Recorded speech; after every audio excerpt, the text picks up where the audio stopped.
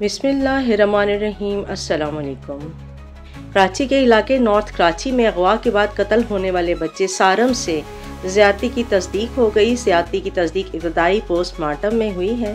Police surgeon doctor Samiya ने सारम से ज़्यादती की तस्दीक कर दी। इनका कहना था कि बच्चे के जिस्म पर मुख्तलिफ ज़ख्मों के निशानात भी मौजूद थे। अब तक की मेडिकल रिपोर्ट के मुताबिक बच्चे से ज़्यादती हुई। SSP अनिल हैदर के मुताबिक सारम की गर्दन की हड्डी टूटी पाई गई, गला दबाकर कत्ल किया गया था। सारम को 5 रोज़ कबल कत्ल किया गया था और फिर लाश फेंकी गई। सारम के वालिद जाली मैसेज को तावान का मुतालबा समझ बैठे।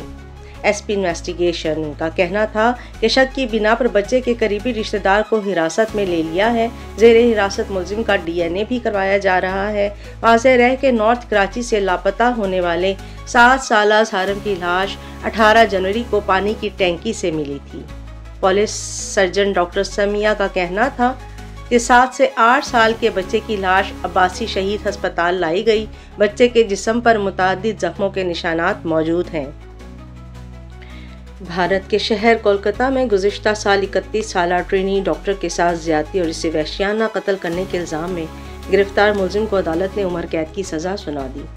भारतीय मीडिया के मुताबिक 18 जनवरी को अदालत ने साबिक पुलिस रज़ाकार संजय रॉय को केस में मुजरिम करार दिया था, जिसका फैसला 20 जनवरी को सुनाया गया।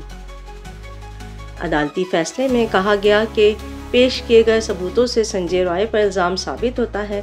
अदालत ने संजय को सजाए मौत देने की CBI की इस्तदा मुस्तरद करते हुए उम्र कैद का हुक्म दिया। भारतीय मीडिया के मुताबिक मुजरिम ने अदालत में जुर्म से इनकार करते हुए कहा कि मैं बेगुनाह हूँ, मुझे मुकदमे में फंसाया गया है। CBI ने मुझसे कुछ दस्तावेज़ात पर ज़बरदस्ती दस्तखत भी कराए हैं।